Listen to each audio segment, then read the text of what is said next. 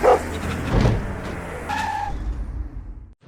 everybody, and welcome to an insane wild ride with Steve-O. This one's insane in the membrane, folks. We've got the legend Be Real, who's a good friend of mine from way back in the day, but I haven't seen him since I got sober. Man, it's crazy. He just lets loose talking about gang activity, being shot. Like, what doesn't he just totally open up about? This episode is literally insane, and what's not different about it from any other episode is that I am pounding coffee the whole time. But what is different is the coffee that I'm drinking. 4 Sigmatic. Man, this stuff is made with functional mushrooms, lion's mane mushrooms. If coffee made with mushrooms sounds weird to you, trust me, this stuff is delicious, man. Except it doesn't give you that cracked out, jittery feeling. It helps you stay on point. It boosts your immunity. All of the mushrooms that they make it with are organic and fair trade. And I'm telling you, man, I heard about this from my friends. They use it. They swear by it. And now it is the only coffee that I will drink. And you know I drink a whole lot of coffee. So they've given a special offer only for the Wild Ride listeners, exclusive to the Wild Ride podcast. If you go to 4sigmatic.com/Steve-O, you can get up to 40% off your order of any coffee bundle and free shipping. I'm telling you, this stuff is gonna really help you out. So help out the podcast, help out yourself. Go to 4sigmatic.com/Steve-O and try out this coffee, which is the only coffee I will drink now because, man, I want to be on point. I want to regenerate my brain. I heard that this stuff might actually regenerate my brain, which I could use because I've beat up my brain a lot. But in any case, get on over to 4sigmatic.com/Steve-O. Enjoy up to 40% off of your order and free shipping. And now, let's get into it. Ladies and gentlemen, Be Real. Yeah, what up? Dude. Dude. Yeah, man, good to see you, man. You met Scott and Paul. Yep. Word up. What's up, dude? So, dude, have I not seen you since I got sober? Yeah. It's been some years. Yeah, dude. Fuck, been man. some years. I've been sober 13 years. Congratulations on that, Dude, man. thank you That's so much, awesome. man. Yeah, you were privy to what a pile I was. Was the last time you guys saw each other at the Rainbow Room? Yeah. It probably would have been. Drinking Yeah. at the bar? I think I dropped him off at the apartment you were staying at the time. We got off, actually. I went with you into the apartment. Something was going on. And then you rammed your fucking head through the drywall. I was like, what? At the apartment? Yeah. Oh, what, you mean like the night? Like, were we with the guy named Stomper? I think so, yeah. What? Dude, Be Real had the best friends, man. These guys are the Stomper and Big Marv. Yo, Big Marv's the best. How's he doing? He's good. He's slimmed down. He's Cool. he's toned his party life down a little bit. Good. Because he's a little bit older, and you know what I'm Sure, saying. man, we all are. You can't grind all the time every Right. fucking day like these guys were. But yeah, he's doing all right. He's doing all right. You guys hung out quite a bit back in the day? Yeah. Our spot was the Rainbow. Yeah. And so, like, and this was before marijuana was, like, legal. Yeah. It was, like, kind of fucked up to just sit down at a restaurant and be rolling joints and smoking them. On the patio. Yeah. And, right, and it was just cool there. Yeah, we made it like Little Amsterdam. Yeah. We were, I was tight with the owner, Mario, rest in peace, Mario Maglieri, a legend on Sunset Strip. And his family owns the Rainbow, the whiskey, in various places. And when I got there, I was introduced to him by this guy named Big Worm, rest in peace, who just passed away. You've partied I with remember Big Worm. Big Worm. Yeah, he passed away recently. He got out of prison, and maybe 6 months later he passed away. But I got to see him before he passed. But Mario allowed us to be on the patio smoking weed. He got a kick out of it. He didn't smoke himself. He didn't do any of the drugs. He just maybe had a drink, but he allowed everybody there to be themselves and do what they do. As long as they didn't act like assholes, get in fights and shit like that, which did happen, but we kept it together when we were out there. It was more about just hanging and having a good time. Yeah, I remember one time you had a big boombox CD player on the table, and you played for me Psycho Realm. Yeah. And that shit was so dope. I stole your CD, man. That's all right. I left with that mixtape that night, man. Wow. I had many more. Dude, that shit was great, man. Shout out to Psycho Realm, man. Sick jacking. Yeah, that was your first time hearing it, I remember, because I think we had put that album out in '97, and it had been around for a while. But we were talking about it, and then I just brought it, and you got a chance to hear it, and you took it, and that was good, because that's what it's about. Yeah. Us as artists keeping CDs, it never happens. Yeah. You know what I mean? Yeah. We want someone to I think you might have left it, and you I left it on probably the did. table, and then I was like, oh, that's mine. Yeah. Yeah. I'm gonna do coke off this later. Or chuck it at somebody. Yeah. Oh, man. Dude, no, I cherish that thing, man. To this day, I love those guys. Yeah. So, dude, there was a story that we heard about That you saved his life. Yeah, that you saved my life. This was maybe you at least saved me from getting my ass beat. Maybe. Could have been. Because back in the day, like way back in the day, like 2003, 2004, I had been disrespectful to the Insane Clown Posse. There was something like I was trying to say they're not real clowns because I had gone to clown college, whatever. I was just out of my mind on drugs, just being a dickwad. And talking about like, oh man, like you can come on stage, but they weren't wearing their makeup. They don't want to appear without their makeup on. Right. I'm like, oh, these guys, they won't come on stage, whatever. I was just being a dick.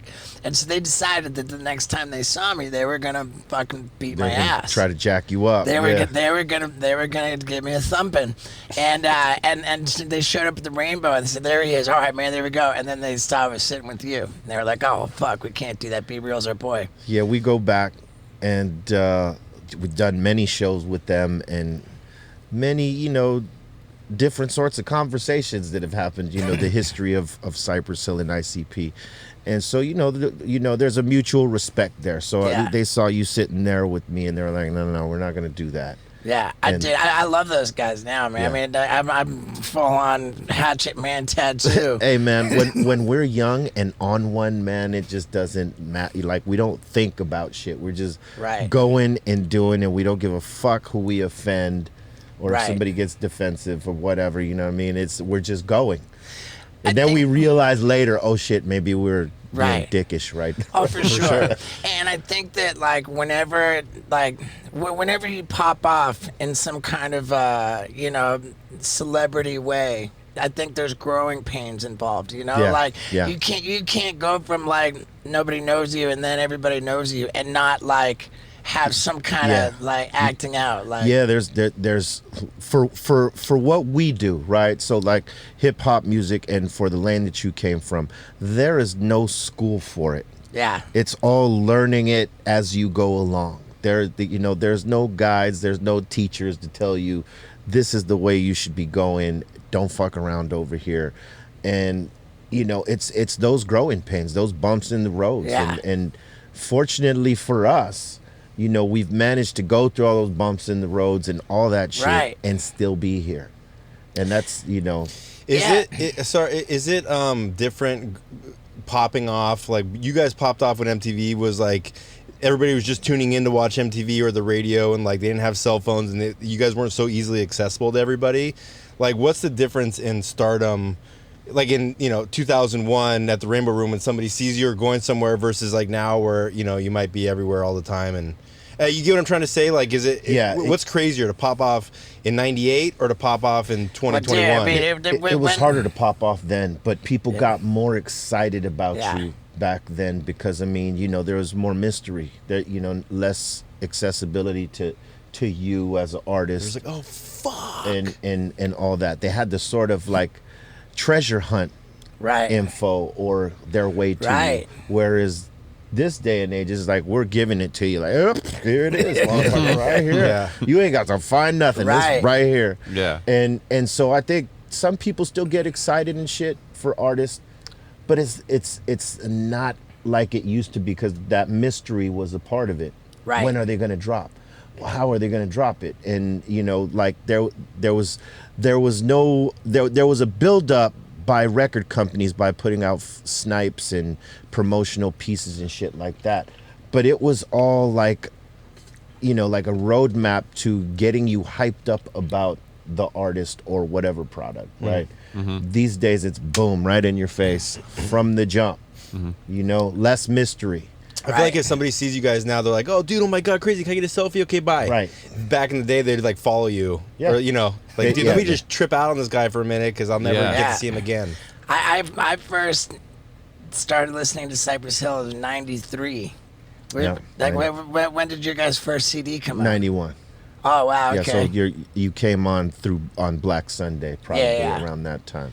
Right. Yeah. And dude, I was a kid, man. I mean, shit, dude. Like, what? I guess, I mean, I was 19 at that point, but how old are you now? I'm 51 now. Damn. Yeah. Yeah. So I'm 47, and dude, we've been at it for a long time. We've been at it a long time. I just saw you outside. I'm like, dude, we're still going.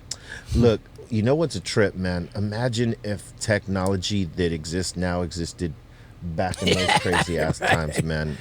I mean, you talk about viral, because the shit that we were doing way back then was just way off the chain, you know.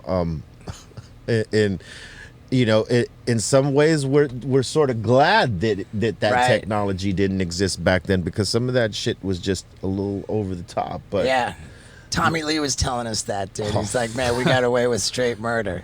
A lot more people would be getting canceled right now for that shit. Yeah. You know, because the rules were different back then, you know, and that, I think that's, the technology has put everything in your face, like, immediately, you know, from if you're trying to be like, so as artists, when you become an artist and you get any level of run, right, any level of success, you're giving away your privacy, basically. Sure. That's the sacrifice.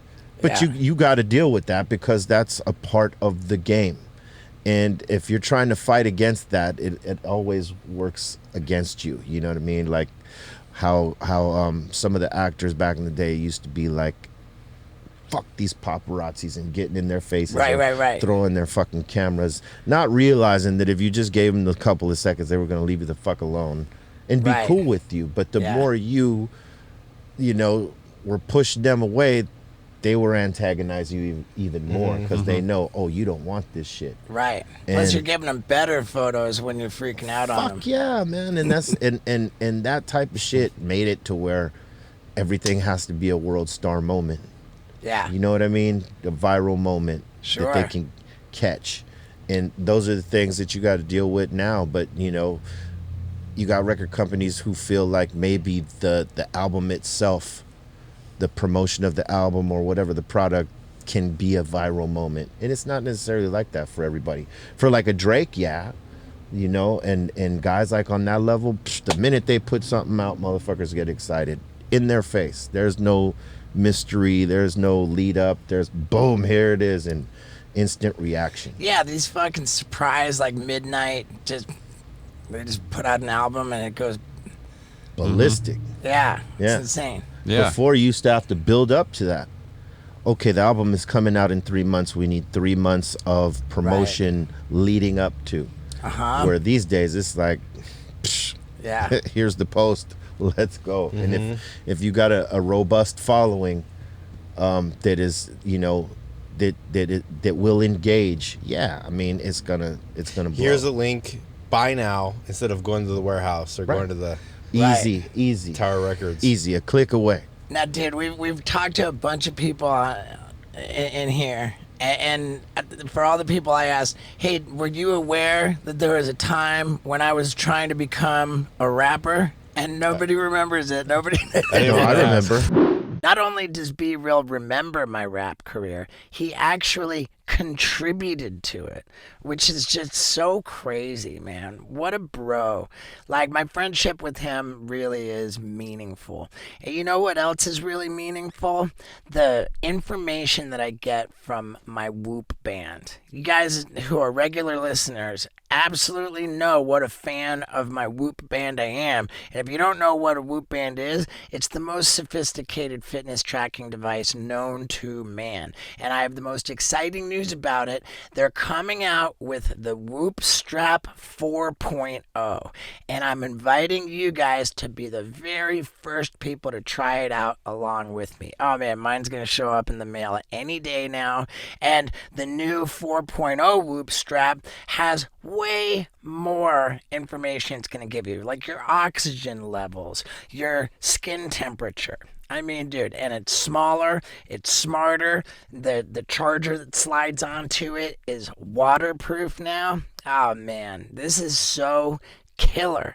And if you've already got a Whoop membership with 6 months left on it, then you upgrade absolutely for free. If you're a new person to Whoop and you need to be on the Whoop game, then boom, you sign up, you get the band for free, and 15% off at checkout if you use the promo code STEVO at whoop.com. That's WHOOP.com.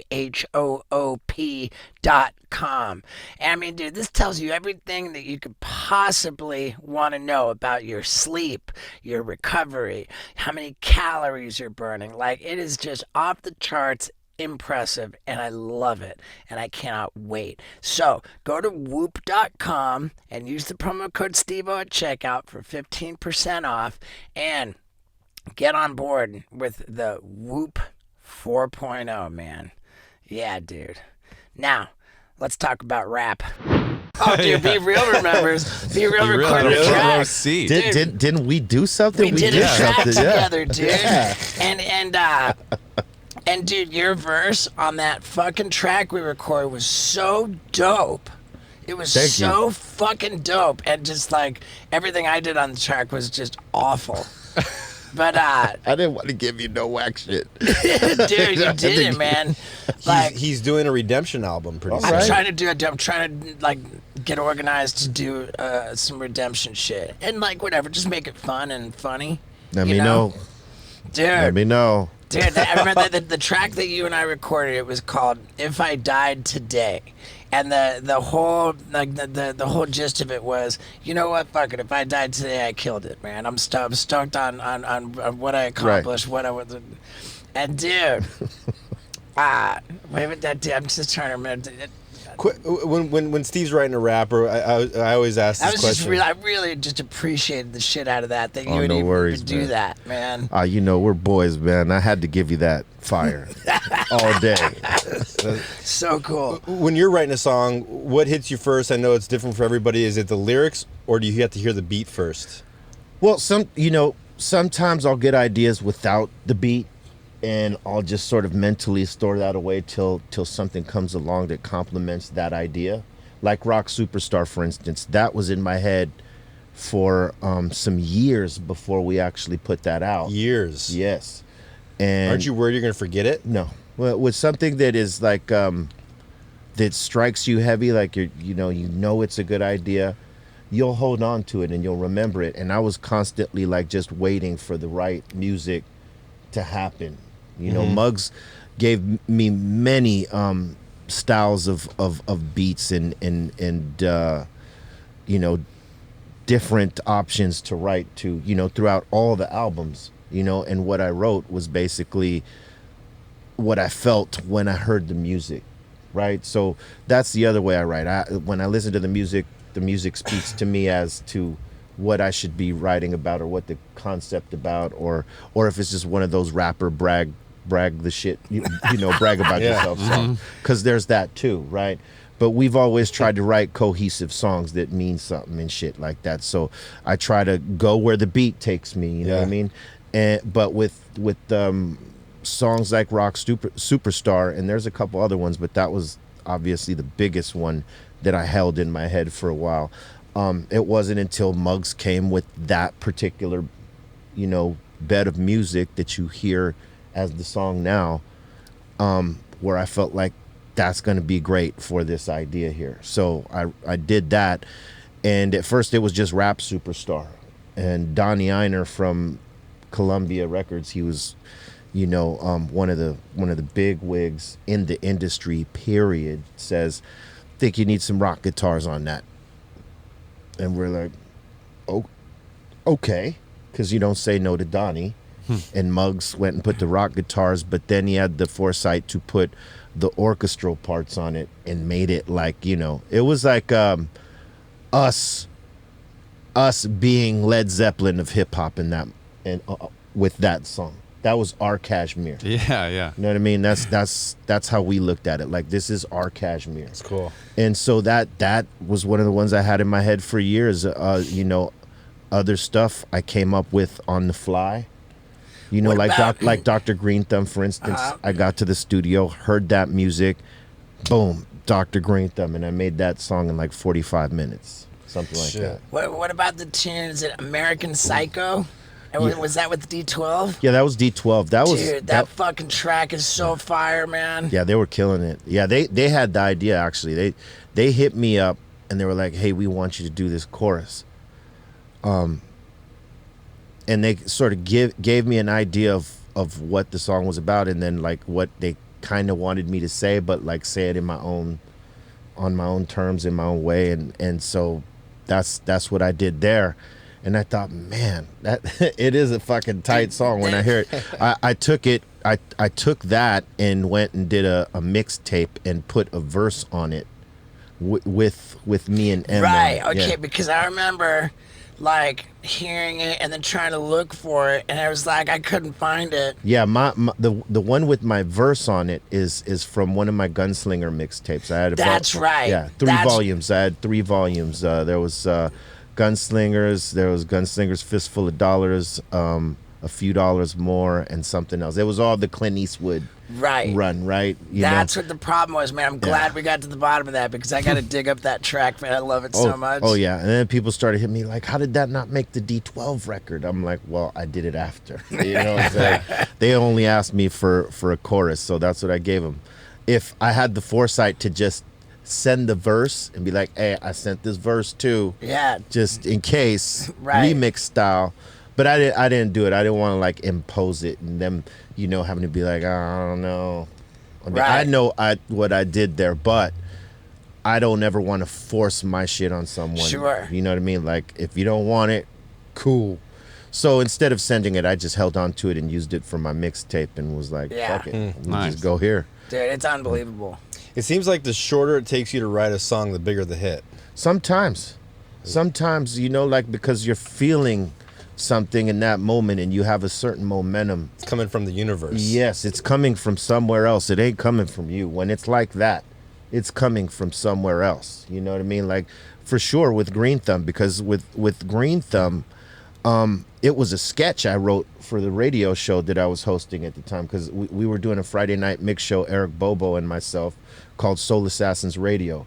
There's a Soul Assassins Radio now from DJ Muggs on Sirius XM, but before that it was on 92.3 The Beat FM here, when that was Theo. Theo on the radio. Yes, and Julio G was also on this station, right? So I would write sketches. So our mix show was like a Saturday Night Live with mixes, because we would do all the voiceovers, myself, Bobo, and our partner Quasi, who was our production guy, and we'd get all other artists to do voiceovers in these sketches.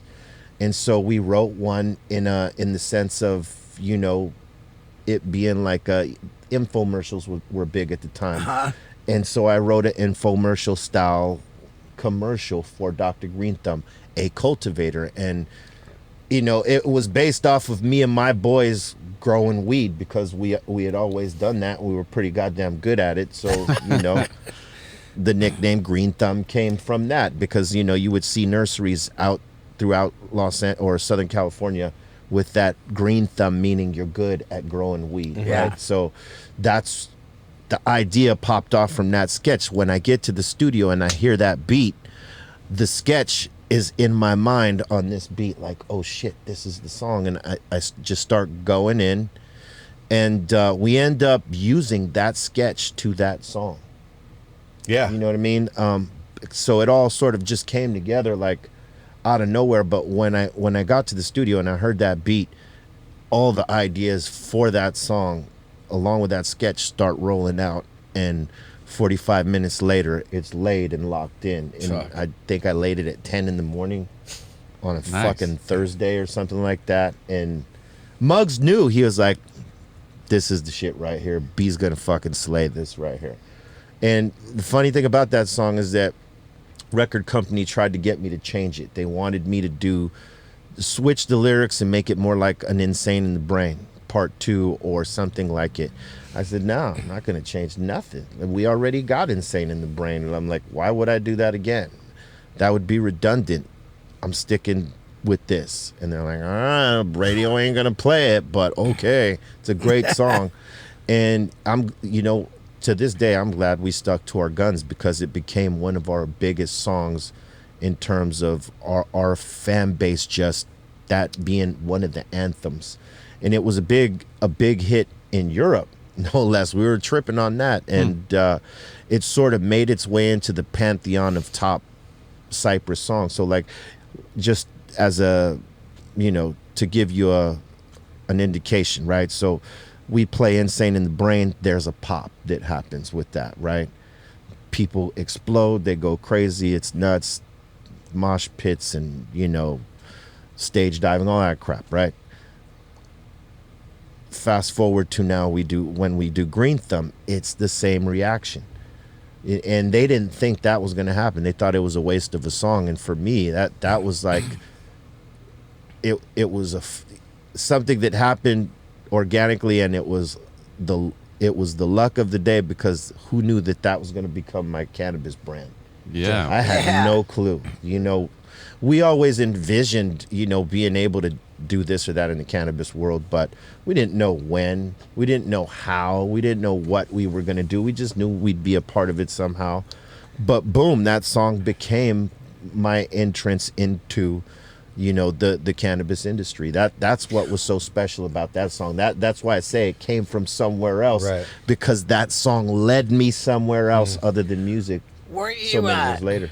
Weren't you in the business of the vapes, like the vape machines before that? Well, we had friends that would make the vapes, like the ones that you see now, like are the Volcano and stuff like that. Not the vape pens that right. but like the bag that fills actual, up. Yeah. There was so many of them. I remember they brought. Okay, so like if you go get your car tinted, right? One of the things that they'll peel off old tints or dry the new ones is this fucking heat gun, and it's fucking a lot of heat that comes out of this. So someone said, okay, we're gonna make a fucking a vaporizer out of this fucking heat gun. We put it in here, it fucking it blows up the bag. It was before the Volcano, but actually it only burns the crystals. Right. It was so like there's no smoke, baking the crystals. Yeah. So there was that. There was the heat gun. And who knows what kind of damage we were doing to ourselves with that fucking thing, right? And then you had the pieces that would heat up like it was like a fucking iron inside a box. Yeah. And you put the fucking tube in there with whatever flower you had at the end of that tube, and you would pull it. It wasn't like something that was blowing it to you or exhausting out to you. You had to hit it. There was a number of them, and they would all make their way to me because we're Dr. Greenthumb. Yeah. So I had a number of them, but like some folks made me some personal ones, and then there was ones they tried to sell in the market, but there was really no market for them because they were fucking illegal. And if a smoke shop got caught selling one of those back at the time, they risked their fucking their license. You know what I mean? So there was a lot of them out there, though. There was a lot of people trying to make those fucking things. Now, I remember. Yeah. I saw this documentary series on Netflix called Murder Mountain, which was like really fascinating. Crazy. About Humboldt County and how like when it was sort of the prohibition era of growing pot, all these people would go missing, and it was like super crazy.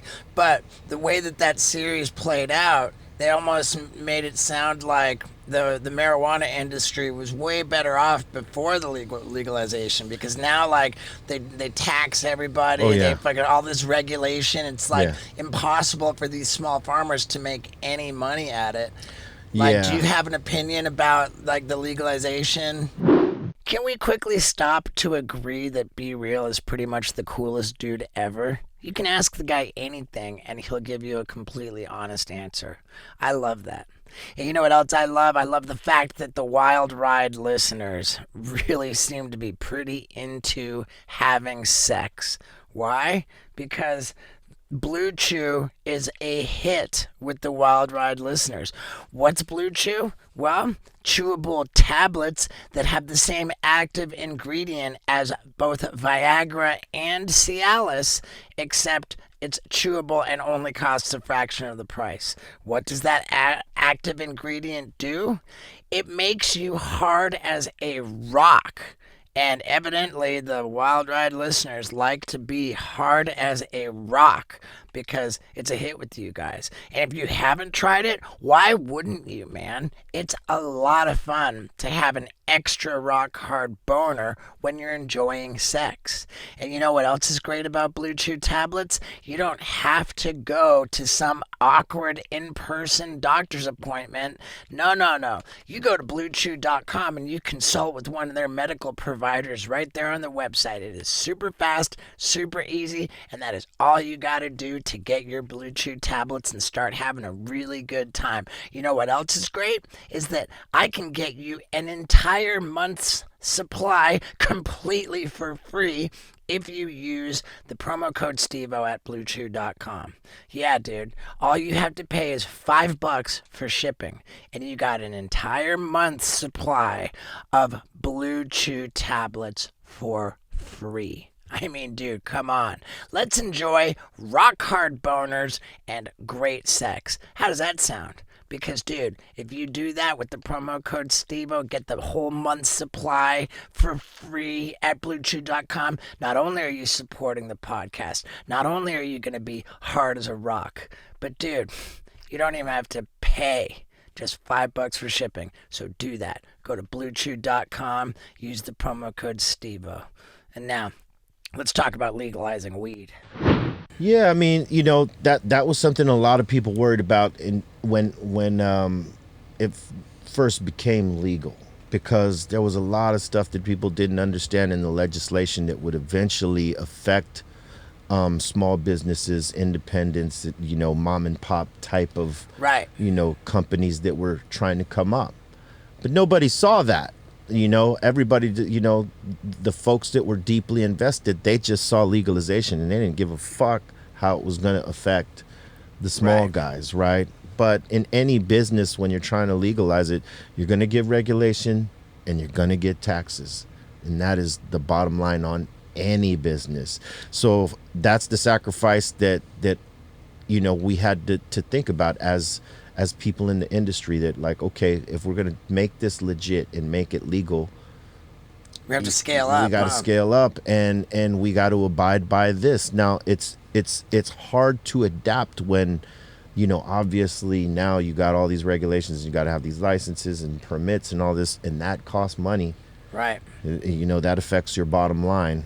And then now you got to produce on top of, you know, that you got to make up for what you just invested in there. Because if you don't got the capital, it's fucking tough to exist in that way. And I think the people that put the legislation together, they knew that, you know, and it's a lot of us that said it, that when it came, you know, those of us that had a strong brand and a strong name in the industry, we wouldn't be affected the same way. Right.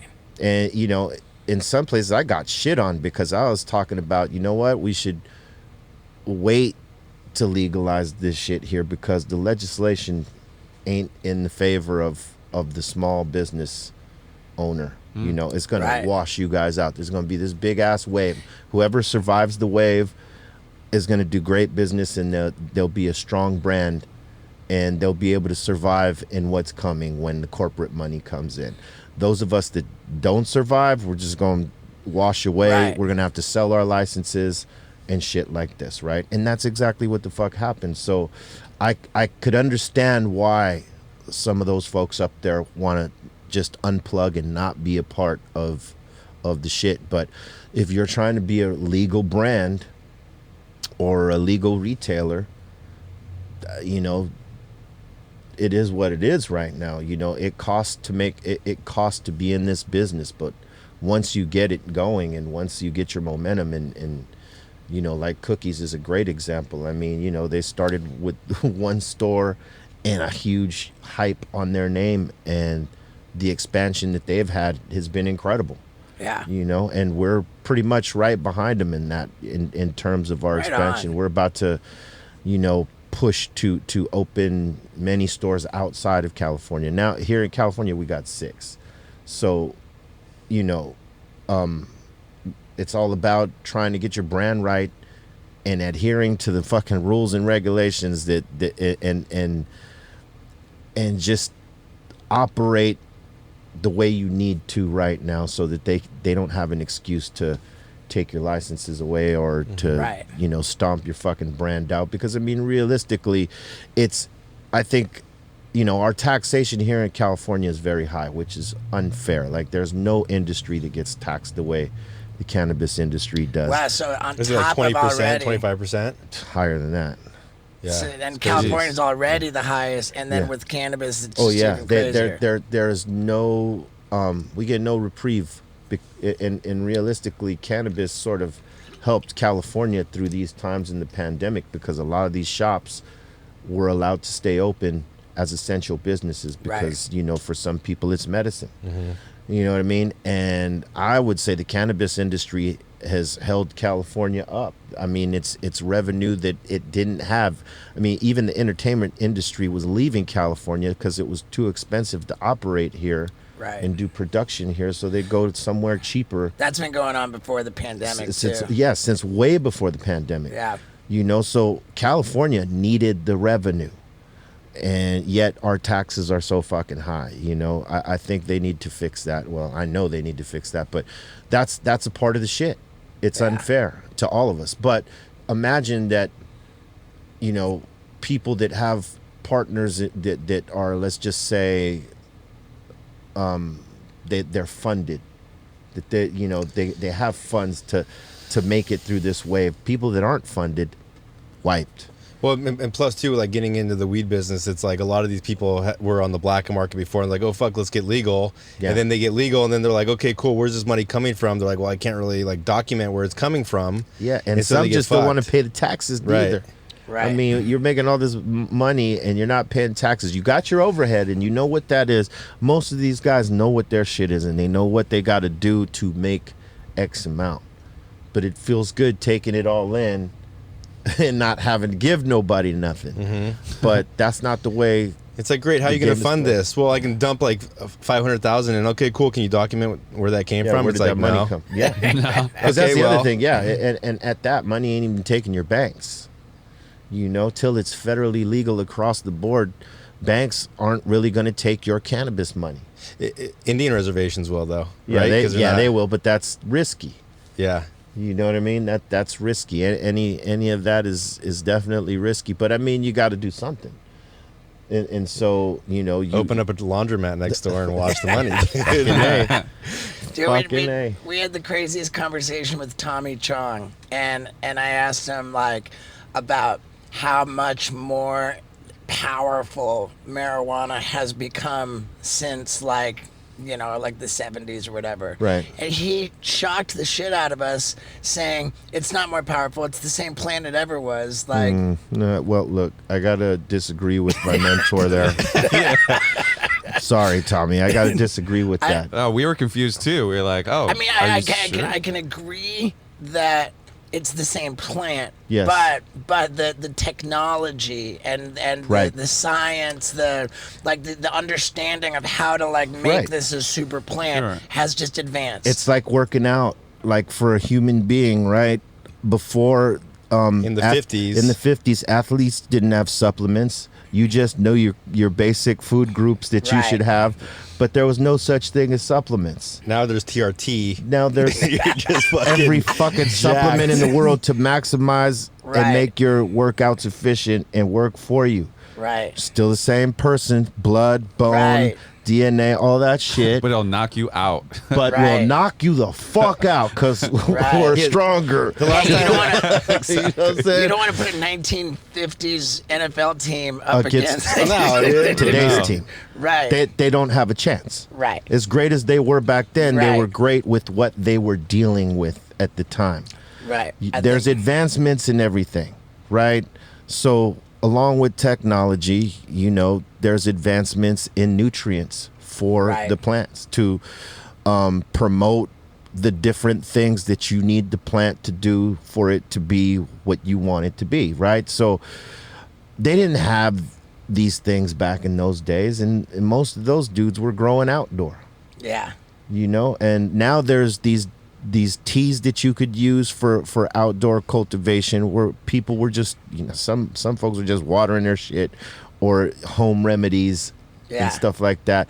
Now, not to say that the dudes in the 60s and 70s, some of them knew what the fuck they were doing, like pro. But when you think about how many of them there were, it was a small number. Most people were growing what we call today boof. Stress weed, swag, boo boo, swag. You know what I mean? Shit that you wouldn't, commercial shit you wouldn't give to your enemy. You know what I mean? That bad. You know what I'm saying? Right. And so yes, there's always been talented growers in every decade or since its existence. A few small talented groups in different cities, different states. But these days, there are more talented cultivators. Why? Because knowledge is out there.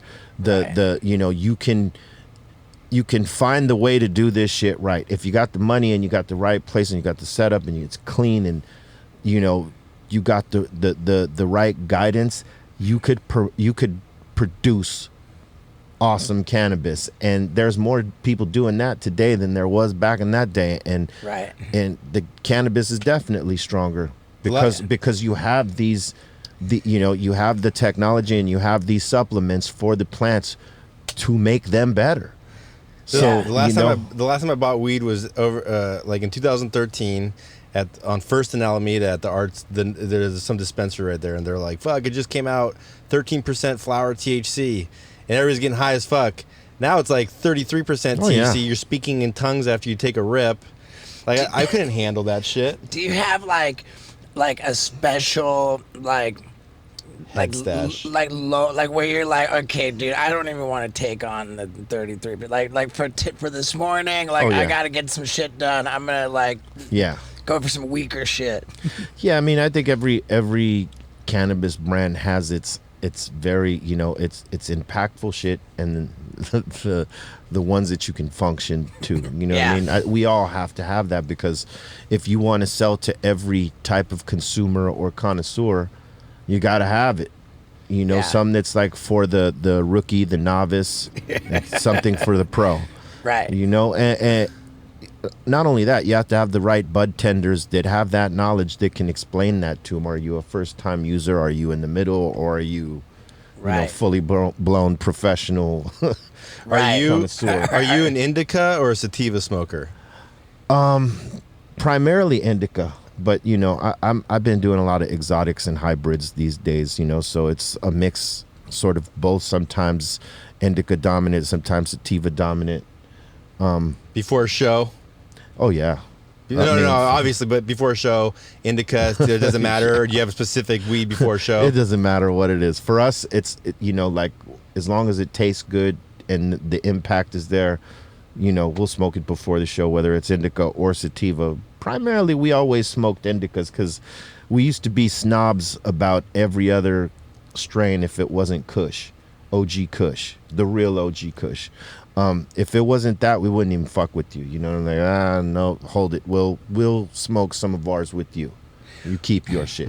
It wasn't until I'm gonna say maybe 10 years ago that I started smoking other flavors outside of OG, because, you know, one of my good friends, we had run out of weed in San Francisco on this tour, but I knew there was weed out there, but we could never find any good OG out there. Everything else, bomb, but you could never find some OG like Southern California OG out there. So I called one of my boys, JP from West Coast Cure. I said, hey, we need something. We just ran out. What do you got? Oh, I got Tahoe OG. I got platinum cookies. I got this, that. I said, you know what? Let me try those platinum cookies. I've been hearing about these platinum cookies, or just cookies, for the last 6 months at the time. And he was like, I got you, no sweat. And he brought it, rolled it up, and boom, I was like, oh shit, this is really good. And that opened my palate up to start smoking different shit other than OG. So like I started smoking all sorts of different strains out there, and then the flavor boom happened where everybody's developing different flavors, different exotics, different crosses and shit like that. And to me, that's great, because I mean, we like options. It's like, if you just had one drink, would you be happy with that? Yeah, Yeah. for sure. You know, I remember like way back in, you know, what it was like 2003, 2004, 2005, we were filming Wild Boys, and this was just like travel to a different country every fucking time we go out. And there are certain parts of the world where I just knew, because they'll like fucking kill you if you get caught with weed there. It's, you know, like Indonesia, like, you know, like anywhere in Singapore. the Eastern Hemisphere. Yeah, like, and for those trips, what I would do is I would grind up a bunch of weed, put it in a condom, and tie it in a knot, and swallow the shit, and then fly. and then you flush it out. Yeah, and then I get to Thailand. I get to like where India, you know, and I'm fucking shitting it out and smoking it, and that's how I determine or like. I mean, that's you taking it there. I mean, that's the only way that you're not, you know, Right. Yeah. It's the safest way to travel. safest way to take it. Right. But it makes me wonder, like, did that rule out like large, like parts of the world for Cypress Hill tours? Like, you can't like go. Yeah, I think more than anything, it's in places like that. They, you know, if a promoter tried to bring us there, they'd get fucked with, just because our subject matter on Right. cannabis, and then all the street shit that we talk about. And I mean, not so much political shit, but some of it is talking about, you know, how authorities stomp down, obviously. You know, a lot of us Right. that come from that, we talk about that. And anything that would give people a thought, like to say fuck authority, or to Right. to do a thing that they consider an illicit drug, they ain't having it. So like places like that, they would never allow us to go. Yeah. Even if we wanted to go, we Right. wouldn't be allowed to go unless we were going to take out all those things in those songs, which we couldn't. It wouldn't be the same song. Yeah, dude. one tune. I'm a psycho. Yeah, Hi, we're Cypress Hill. Good night. Good to see you. yeah. You know how I could just kill a man. I don't Right. even know how we would have to flip that. You know what I mean? Right. So some of these places, it just the subject matter of any of the songs just don't fly in some of the places. So we can't go into Right, these I'm the places. same way with my shit, man. Like, you know, like my tour, I can't go to like the Middle East and shit. Oh yeah, no, we could Right. not go there. Yeah, you're not going to be doing the double back and, you know, Right. Middle East And anytime soon. I would love to go there, but I Right. know the type of shit we talk is not acceptable down there. At least from what I heard, you know. Right. On the street shit, like I've never thought of you as like just like watching YouTube videos, just, you know, getting ready to talk to you today. Like it was like I was like, wait, like blood stuff, like Yeah. gang shit. Oh, Like yeah. I just never thought of you that way, you know, like. Oh yeah, I was running wild before we were making records. I was, you know, I guess I was considered a badass kid. You know, I was very to myself, but when I got involved with the gangs, I was pretty much a soldier, you know. And within a gang, you have your own gang, you know. So let's just say there's 200 of us, and we're from the same block, and we claim this block. This is our gang, right? not all of us hang out, and not all of us get along the same way, but there might be 5 or 6 of us within that 200 that are our own circle, and that we hang tough and shit like that. And you know, we always stood within our circle. I mean, we were a part of everyone else too, but we were the tightest over here. And for a time, yeah, man, I ran in this one circle within our set, as we call it. Yeah. And we were running fucking wild. I mean, I got the name Be Real through, you know, the gangbang life. Because before that, you know, Sen and I, we've known each other before that. I mean, Sen sort of introduced me to the bangers that I eventually got down with. But I knew Sen Dog way before that, because hip hop was always a thing for us. Like, it was a hobby that we all, or something that we loved. It wasn't even a hobby yet. We started rapping and shit for fun, and it did become a hobby, but I sort of strayed away and got into the gangs, and Sen Dog and his brother Mellow Man Ace and DJ Muggs, they took it serious. They took the music serious. They were constantly trying to push to that. I was out there fucking, you know, running really wild. I got shot, everything. And You got shot? oh yeah. In the lungs. Well, yeah, so we were there was like maybe 5 or 6 of us. We were in another neighborhood, another blood neighborhood, but their neighborhood is constantly at war with these guys that are their rivals. They're practically neighbors. So walking through their hood, if you don't know their get down, you might get caught up. And that's what happened, you know. We didn't know how heated their little war was in their own neighborhood. We were, oddly enough, going from one house to grab some weed to come back and party at the house we had just left from. But we didn't take a strap with us, meaning a gun. And a car pulls up in front of us. They're all wearing blue hats. We're wearing red and shit. And so, as you can imagine, all the shit talking starts. And none of us are pulling anything out. And I noticed that really quickly. And I saw the fucking gun coming over the front seat, and then the fucking driver, the passenger had it, and he starts letting off on us. He hits one of my guys in the elbow. The bullet travels from the elbow and comes out and gets stuck here. They thought they killed him because of the way he reacted when he got hit. So they switched the gun, and they're trying to get me now. They take 4 shots, or he takes 4 shots on me. The 4th one ricochets off the wall. I run into it. So I could hear him tock, tock, tock. And then the 4th one catches up to me. Boom. And I caught it right here on the side and the back. And I didn't feel my lung collapse yet. It was when I hit the corner and I looked to see if they gotten out of the car to chase us down with it. But they hadn't. They kept, they shot. They kept going. That's when I collapsed because my lung had been pierced. I got hit with a .22 hollow point, still in me. Like, there's a fragment here, fragment here, and a fragment back there. So yeah, that was that happened on Imperial in Hoover. Wow. Did you know you got hit? Oh, I knew it was. Yeah, it felt like a Charlie horse.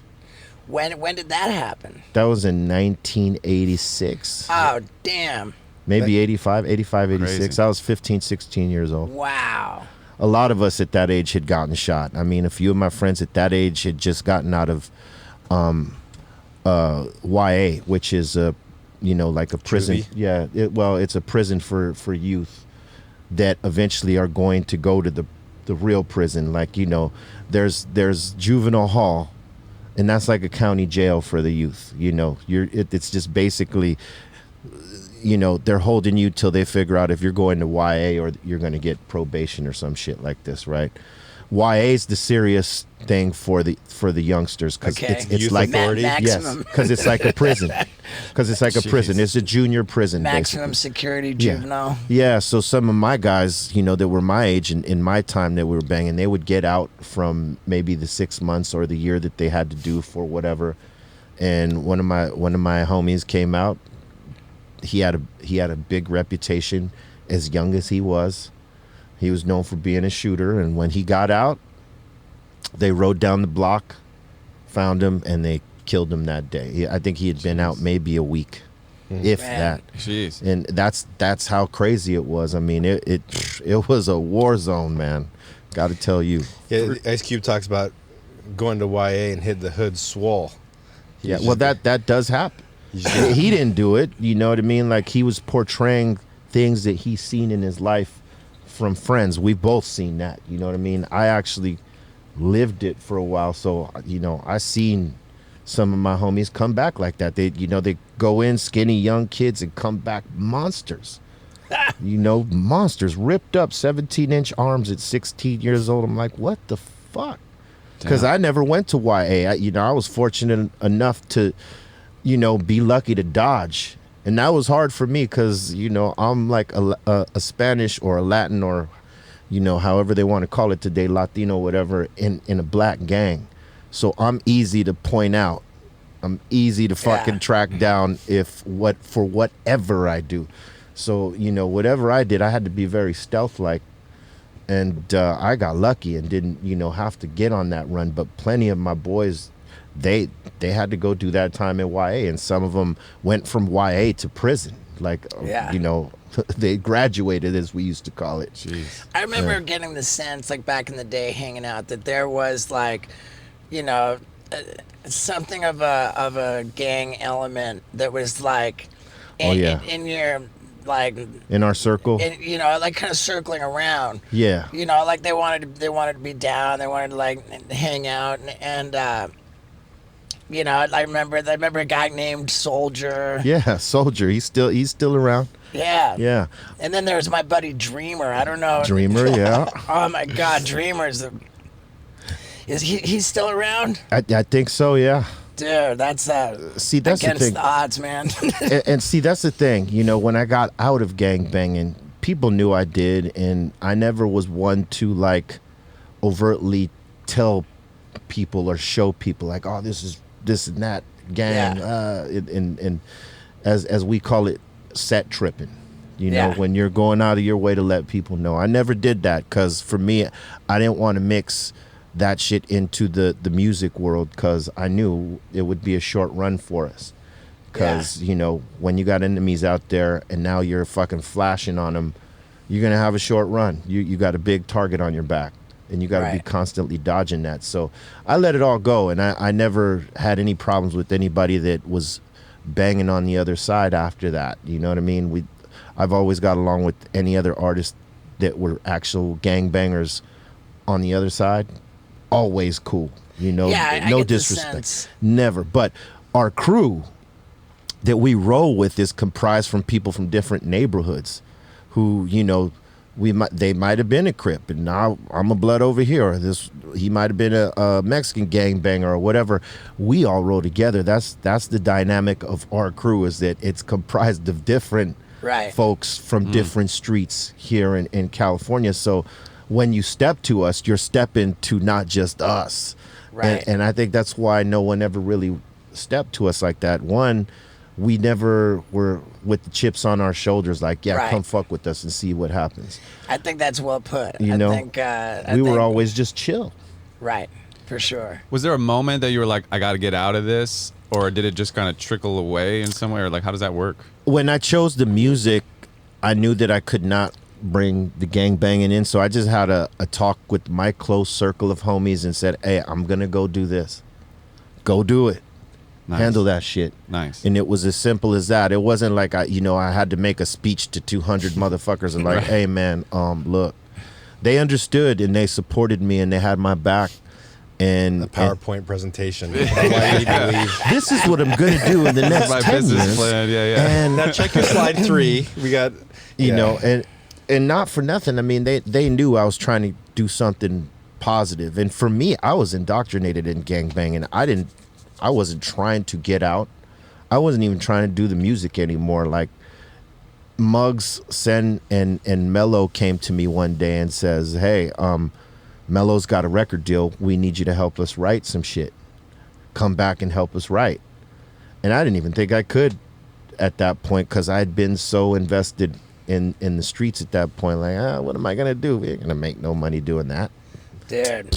Wow. And they're like, well, what do you got to lose? And I thought, I want to be careful not to kiss your ass, but the way the fucking rap is, people like the sound gets popular and everybody's just sounds the fucking same. It kind of drives me nuts. It happens now, today, still. Oh, dude, Absolutely. more today than ever. More than ever, Yeah, more today than ever. And dude, I just love like how unique you've always been in your art. You know, like, and dude, you're to hear you say that you doubted if you could write dope shit, it just confuses me, man. Well, yeah, you know, because I hadn't written anything in a long time, and I most certainly didn't know how to write a song yet. I knew how to write raps. Like, I was good at writing. My delivery sucked. I wasn't that good, but they knew I could write, and they needed help writing. And so I came back and I did 2 songs for Mello's first album. I think it was River Cubanos and Tacapella or some shit like this. And they were okay songs. If you listen to them now, you're like, oh, they're all right.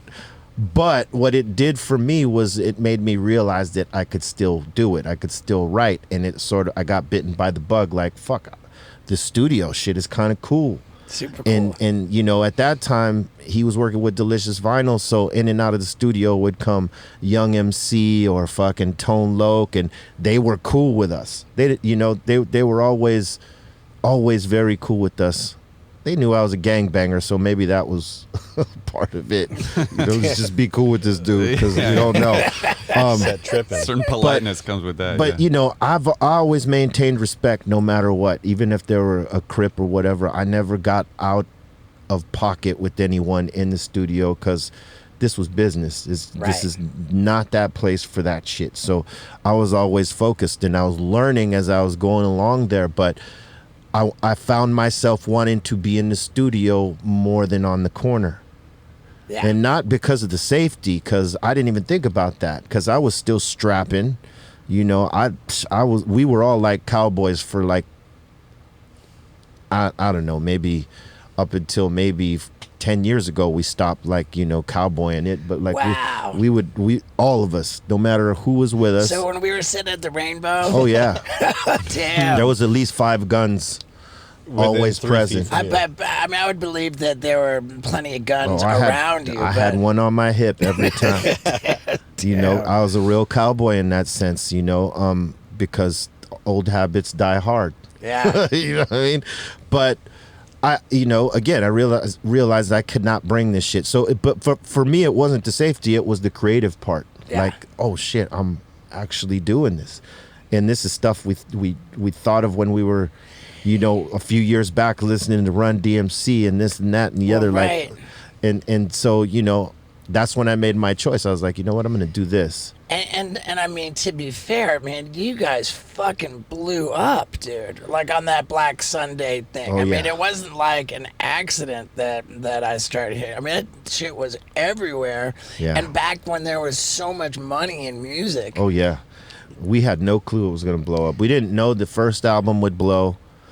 We were just hoping that motherfuckers would like it. We liked it, and we thought it was different.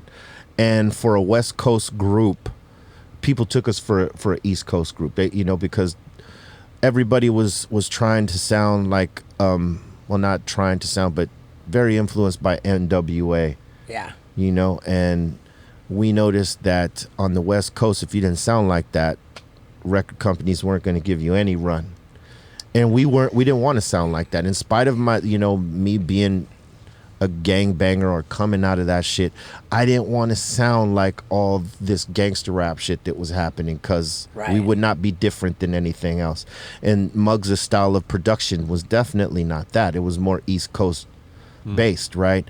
So we found a way to marry, you know, the East Coast and the West Coast mentality into this group, from Muggs into the experiences of Sendog and myself and all that shit, and melding it into what became our sound, what became our culture, and all that shit.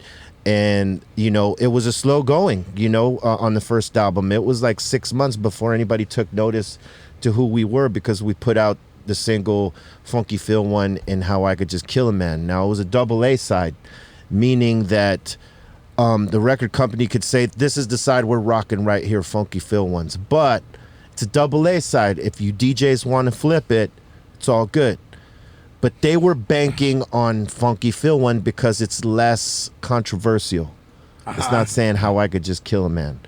And so they were banking on that, but it was going slow. And out of nowhere, one of the New York DJs, maybe even in the colleges, it might have been Stretch and Bobbito, they flipped the record and they start playing Kill a Man. And all of a sudden, boom, the momentum changes. People start talking about us. Naughty by Nature takes us on tour. They were our boys, and they heard our album and they knew what we were capable of. So they were like, we're gonna bring you on the road with us. They had the #1 single at the time with OPP.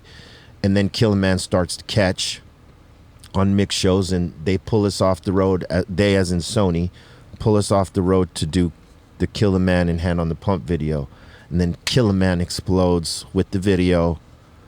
Chuck D and them, the Bomb Squad, are doing the movie soundtrack for Juice. They want to use How I Could Just Kill a Man in the pivotal scene between Tupac and Omar Epps at the end where they're chasing each other through the club.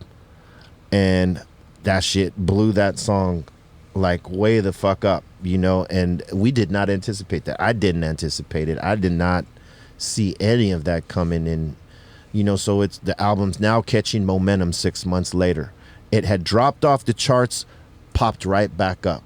I think we entered at 270 or 200 or one. No, we entered at 170, dropped off, and then we shot all the way the fuck back up. And when we were releasing Black Sunday, the first album finally popped up into the top 5.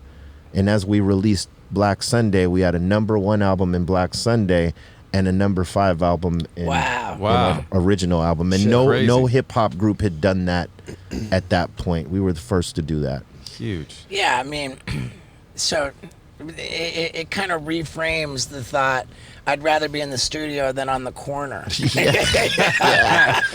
Fucking day, man. Like, it was a time I invested in myself in terms of, or instead of letting myself go deeper into this shit, because there's only, three paths, maybe 4 as a gangbanger. Prison's one. Right. The grave is the other. Life in a wheelchair, or you're smart enough to get the fuck out. And And that's not an easy task. And that's not an easy task, because no one wants to hire a gangbanger to this job or that job. It's a hard run. Well, right, and the gangs don't exactly just like give you severance. Depending on who you are and what you know and what you've done, they don't always want to let you go, especially if you're somebody who is well respected in that world. Scientology. Yeah, if you're well respected in this life where you call shots and people and other motherfuckers fear you, they don't want to let you go, because then other motherfuckers think, oh, they lost that guy. They're they might be kind of weak. Right. And so those guys, that they're hard pressed to stay in.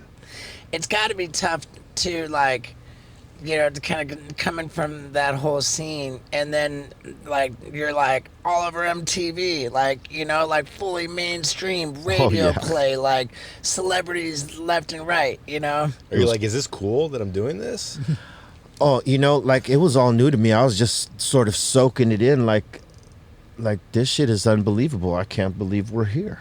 Right. Through the whole first 5 years, I was just sort of like, are we really here? And then that verse on the Stankonia, that was just a whole other heyday, huh? I was frankly surprised that they called me for that, because I didn't know that we were on their radar like that. I mean, we were mutual fans of Outkast too, but to get called up to knock one down with them, I mean, fuck, that was like, it was incredible. Yeah, dude. It was. I got a platinum plaque for that fucking one, man. Salute to y'all for that. Thank you, dude. It's so killer, man. And it's sort of like unrelated, but I watched this documentary on Hulu about the Tekashi 6ix9ine kid. Yes. And what's so fucking shocking about that is that he had, at the same time, he had 5 hit songs on the Billboard 100. Yep. he's got all this money coming in, and he's just cutting people out of his business who are like heavy fucking shot callers Yep. in like serious fucking gang shit. And Yeah. like, just from my experience, when money's coming in, and then you tell someone, "Hey, you're off my team, man. I'm not going to commission you anymore." Oh yeah, no, And that's that was the most fascinating thing about that. How he thought he was gonna pull that off smoothly. especially the dudes that like first funded him and put them under his Right. wing and gave him that protection. And I'll say this, in terms of marketing himself, whether you love him or hate him, he's a genius for how he flipped absolutely. that. In terms of the street shit, yeah, he violated on many fronts. But it's that situation is tough because it's like, yeah, he probably realized they were digging in his pockets in such a way that like he should have been getting more, maybe as an artist, and he felt like, nah, I'm getting all of this. Right, it's And- crazy, and, and not to like even talk shit or anything. It was just it's a fascinating Oh, story. yeah, it that's, is. That's what and I thought that documentary was really impressive too. No doubt, man, it is because it shows you the story of how he makes himself. Dude, and kudos to the kid for being a fucking marketing genius. Oh man. yeah, like him telling on his partners and all that shit. I mean, that's for other people to judge. I mean, some people that are street folks are like, nah, that just doesn't fly. That's against the rules. Because if you're playing the game, then Right. you know what the possibilities are, and you have to be okay with that, and you got to man up.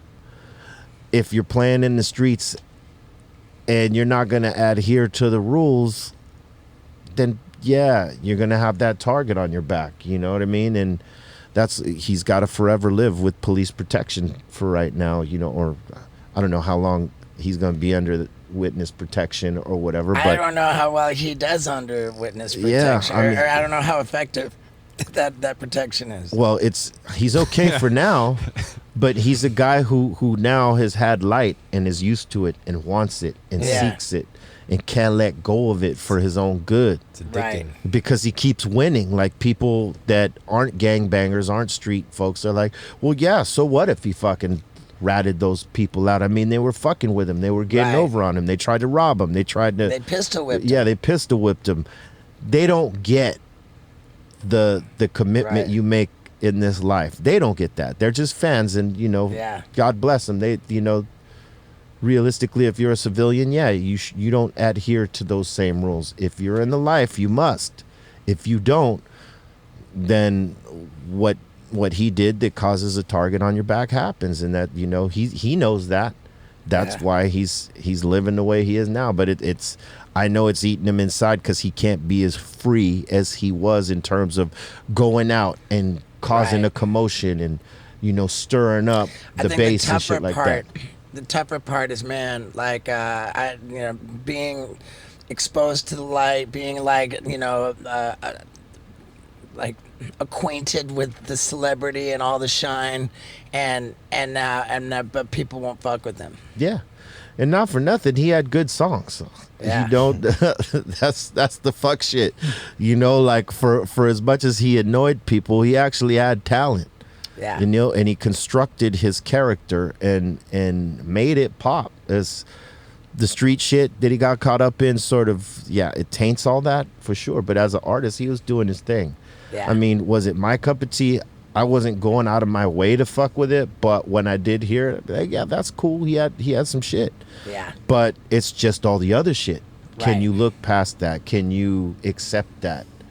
And my old self, in terms of where I came from, nah, that's unacceptable. That's fucking unacceptable, man. Enough said. Hey, real quick, let me ask you: who's your top 5 favorite rappers? Uh-oh, is I that usually- a controversial question? No, I usually narrow it to a 3, but I could go 5. So at the pinnacle, and it could go in any order for me, but realistically, it should be KRS-One at the top for me. Eminem, Jay-Z, Rakim, Cool G Rap, Ooh. and You know, I did a track with Cool G Rap for my album. one of the sickest in the world, man. And Steve-O. Steve-O. Especially on Top Potopus. five. Top five, man. Potopus is your cashmere, dude. I remember I poked the puss into Damon Dash's office and I played it for him. He said, "Well, I'm not going to say you're the next Jay-Z." Oh my god. Man, that's great. So those are my guys right there, man. That And just I think, like, you know, for talking about all the street shit and all the, like, that's just not who you are now. Yeah.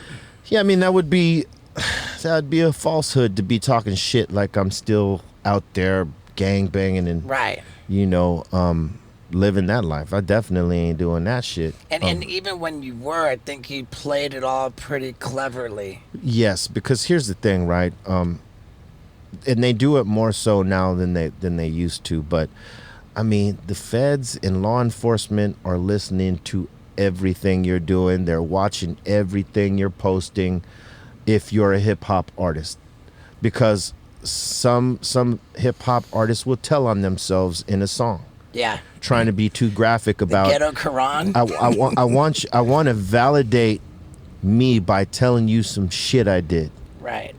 And you know, you might think, well, it's a song, no one's really going to take it serious. But guess what? The motherfuckers that are the law enforcement, they take it serious. And if there's a case pending on some shit you mentioned that sort of links you to that, guess what? They're coming at you.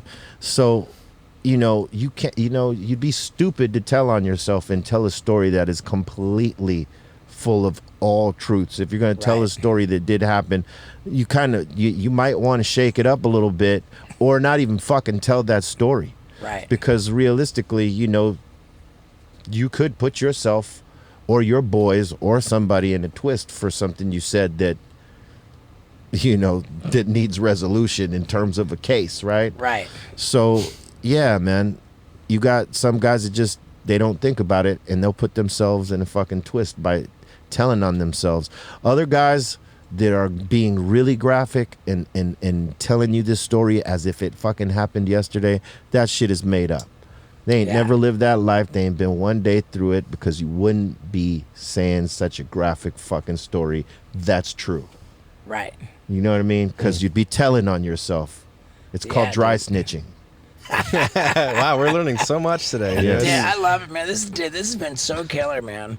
I don't think we, you know, I think we're good to go, man. We don't normally go much more than an hour anyway. All good, man. Dude, Thank you for having me. Brother, Dude, what a an treat. honor, man. Dude, what an honor, dude. Anytime, man. Anytime. Like, just having you even follow me on Instagram's an honor. Oh, come on, man. I love it. I love it, dude. So we'll jump on yours. You do this shit every day? Yeah, well, when I'm not on tour, we do the Dr. Greenthumb Podcast live Monday through Friday. So, Wow. Yeah, I mean, I've been doing it for 12 years now. Unbelievable. We started, I don't know if you remember the streaming service called Stickam. It was a rival to the other one, Ustream, right?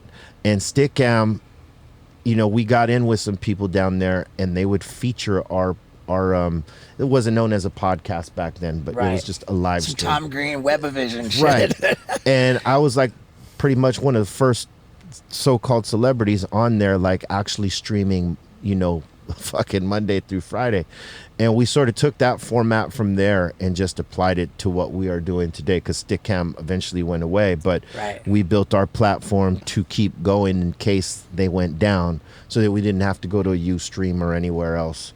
We used live stream for a time just to use their player, but yeah, man, I mean, we've been doing this a long time.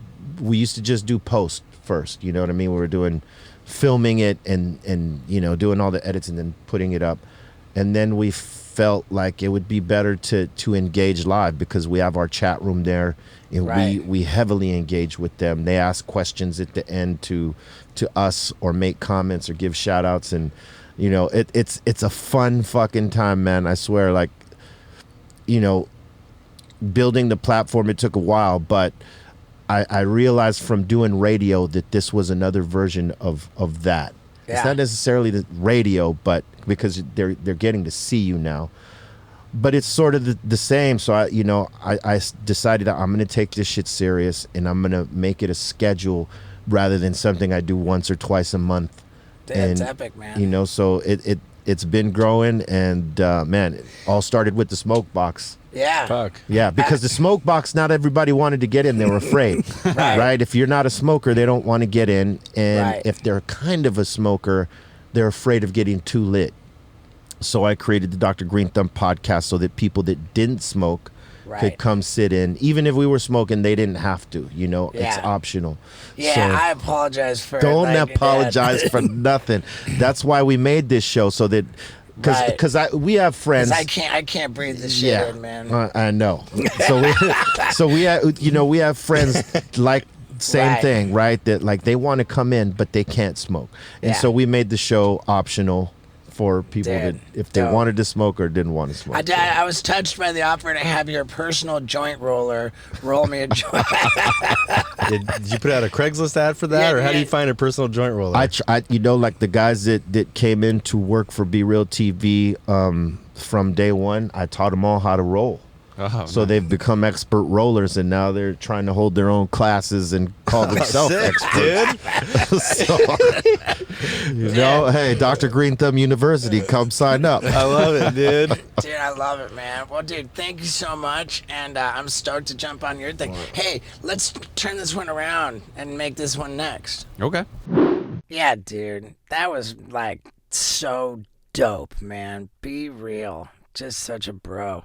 And you know what? I wanted to say thank you guys, not only for sticking around to the end of the episode like I always do, but thank you for supporting, like, the sponsors of the show, man. I mean, dude, the fact that we are able to do this and just, like, get behind these companies that we dig, and you guys obviously are digging it, man. Like, and I just want to say thank you, man.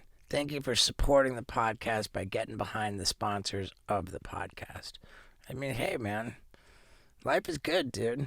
And I'm stoked. So maybe I'm going to fucking chew up a blue chew and do some fucking.